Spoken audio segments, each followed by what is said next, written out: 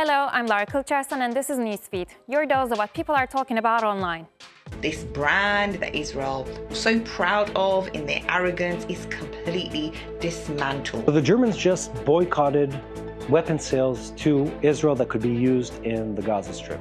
We condemn the government of Israel's decision to further expand its military operations in Gaza.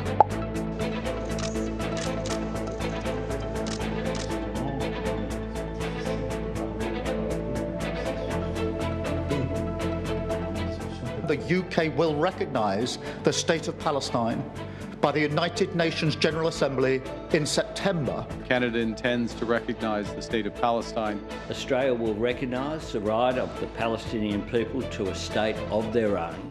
It's the most significant policy shift on Palestine in decades. Western nations are slowly waking up to the starvation gripping Gaza.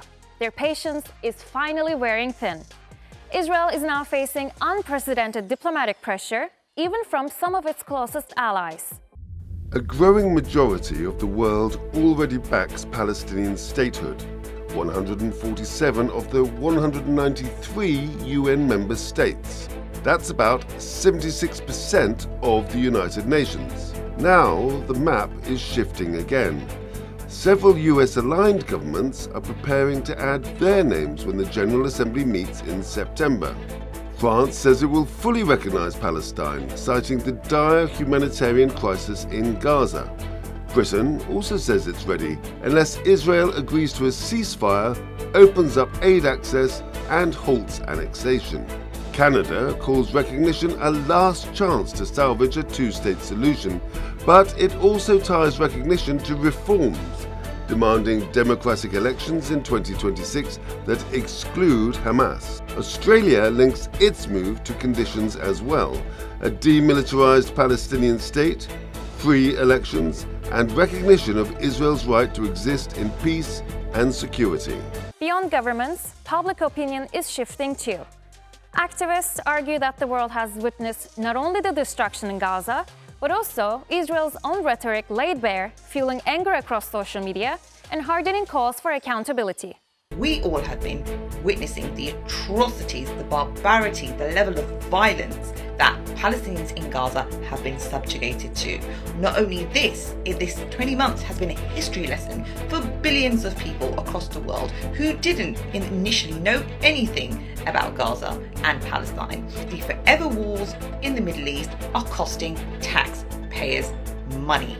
And the moment it hurts somebody's pockets and it hurts the way that people live and it costs them, they do not want to have wars. Civilians do not want to be a part of, nor do they respect individuals that have been part of a genocide. They have learned more from Israelis themselves than they have from anybody else. 76% of Israelis support Netanyahu's onslaught in Gaza. Israelis have been making social media viral content depicting the level of psychopathic tendencies and fanaticism through their own mouths. Nobody else has had to do the media or the PR for them. They have been doing it themselves. And anger is only deepening after the latest deadly strike on the press. The targeted killing of 6 journalists in Gaza on August 10th has sparked international condemnation. With foreign media barred from entering the enclave, critics say Israel is silencing the messengers. Protests and vigils have been held across the world, including Israel. They are demanding an end to the war while honoring the journalists killed. More than 230 Palestinian journalists have been killed since the war began. While most gaming companies are focusing on how to make their platforms safe from online groomers, Roblox has just issued a cease and desist order to a YouTuber who's making it his business to bust predators. Content creator Real Schlep claims Roblox terminated his account and is threatening legal action after he allegedly caught child predators live on stream.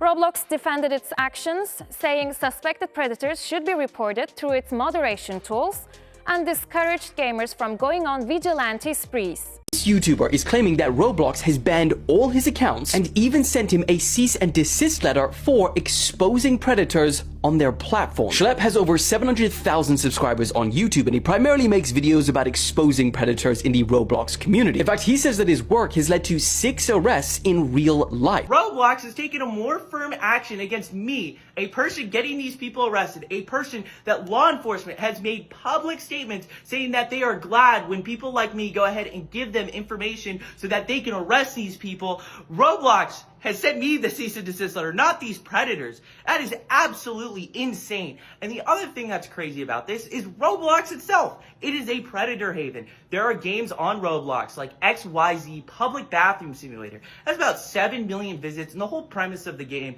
is showering together with kids. In the legal letter, they said that he was engaging in unauthorized and harmful activities on the platform, that he exposed users to increased risk, and violated the game's policies. Now, Schlepp was outraged because Roblox has long been accused of not doing enough to stop predators using their platform, which is partly why vigilantes like Schlepp have started taking action of their own. In fact, Schlepp said that he himself was groomed on the platform when he was a child. So for the company to end up threatening him with legal action, it's got a lot of people real angry. So a lot of the gaming community have sided with Schlepp, leading to a Roblox mass unfollowing movement trending, and even with users going after the CEO personally. However, some have sided with Roblox, saying you can't just go out and fight crime if you feel like the police aren't doing enough, and that this should be left to the people who are trained to do so. New research from digital experts revealing reality found that it was easy for children to encounter inappropriate content on Roblox.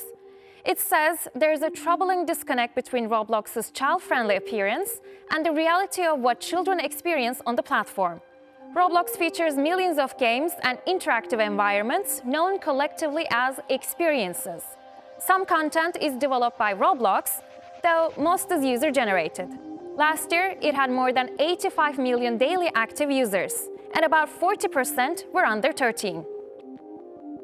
Roblox is getting slammed with lawsuits over child safety, and thousands are signing a petition calling for the removal of its CEO. What happened to our client is every parent's worst nightmare. The Chicago law firm says it represents more than 400 children who were allegedly exploited through the wildly popular online game, including a 13-year-old girl who was allegedly groomed, kidnapped, and repeatedly abused by a 37-year-old man she met in-game. It's estimated that roughly 76 million people log onto Roblox each day, and over half of them are under 17. The platform has faced criticism in recent years due to reports of predators and inappropriate content. These companies have created a hunting ground for these predators. These platforms for years have operated without any age verification, without identity verification. They have allowed these kinds of chats to take place. While Roblox has introduced parental controls, AI age checks, and moderation systems, the law firm insists these systems fall short of keeping children truly safe. We know that there are some safeguards that they are trying to implement, but we don't think that it rises to the standard of care that prevents this from happening ever again to a child. The internet is full of unhinged stories, and you can easily bump into one of them anytime. Therapy stories are especially a hit online, but this comes with a traumatic twist that could double as a soap opera plot. Basically, a TikTok user says she fell in love with her psychiatrist, and he was okay with it. Now she's revealing all in a multi-part video saga. Is she telling the truth or just expertly fishing for likes? No one can say for sure. But there is even a dedicated Reddit page discussing her story. Whatever her motive is, millions of eyeballs and ears are glued to the drama. I fell in love with my psychiatrist, and he knew, and he kept me until I had the strength to leave after 4 years. So I decided to go back on ADHD meds after many years of being off of them, and I got an appointment within a month. This man is my age, and I can't help but notice that he's pretty attractive. That was his first sign that him pretending like we're friends was working. My 75-year-old female therapist tells me that it's because he kept me on Zoom because he was so attracted to me. He didn't want to risk being in person with me. So he rewarded me, and he gave me little compliments. His blurring of the boundaries seemed like things that showed that he cared about me. And so I was able to leave from an empowered state by saying, "This does not work for me anymore. I have to go." Sci-fi nerds and alien buffs gather around. Ridley Scott's 1979 original Alien is an all-time sci-fi horror masterpiece, and now it has a new edition. FX just released the first 2 episodes of the Alien Earth series. It's set in a fictional world where dying children can live forever thanks to advanced technology. And it looks like the internet is loving it. The first 2 episodes of Alien Earth have now premiered on FX and Hulu, and they are nothing short of glorious. The thing that caught my attention from the jump about this show is the look of it all. It has a very nice blend of the old retro style Alien films from Ridley Scott and James Cameron, like where they're in space, you can still feel like you're watching one of the older Alien movies, but then when it flips to the Earth aspect of the show, it gives it a whole new look. It looks so futuristic, so crazy, kind of feels like you're watching Alien Romulus at times, and it just looks so cool. It's a very well and beautifully put together show. As someone who is a massive Alien franchise fan, I'm already completely obsessed with Alien Earth. Everything about it, I love the idea of this. There's like these competing companies of cyborgs and hybrids and synthetics, and one of them is called Prodigy, and they're transferring dying children's minds into synthetic bodies, and then trying to figure out how to keep the children's humanity. It's just, I loved everything about it, and I'm so excited. 10 out of 10. The new Alien franchise's director, Noah Hawley, seems to hold J.M. Barrie's Peter Pan close to his heart. Fans of the book and the show say they noticed tons of Peter Pan references in the first 2 episodes. Did Alien Earth just turn Peter Pan into a sci-fi horror show? Let's not forget what the importance about Peter Pan is. Wendy visits Neverland, the Lost Boys never grow up, and also Peter Pan is just a kid who never gets old. He's just an eternal child. Wendy is our main character. She was a terminally ill child who had her memory put into a synthetic body. During that process, she was watching Peter Pan. She said the little girl, or the synthetic, looked like Wendy. There's your first reference. Also, when they all come together and all the kids are now synthetics, they're called none other than the Lost Boys. Go figure. The CEO of Prodigy is called Boy Cavalier. He lives in a place called Neverland, and he's trying to use science to never grow old. Creator Noah Hawley even said Peter Pan is a horror story, and he wasn't lying when he gave us Alien Earth.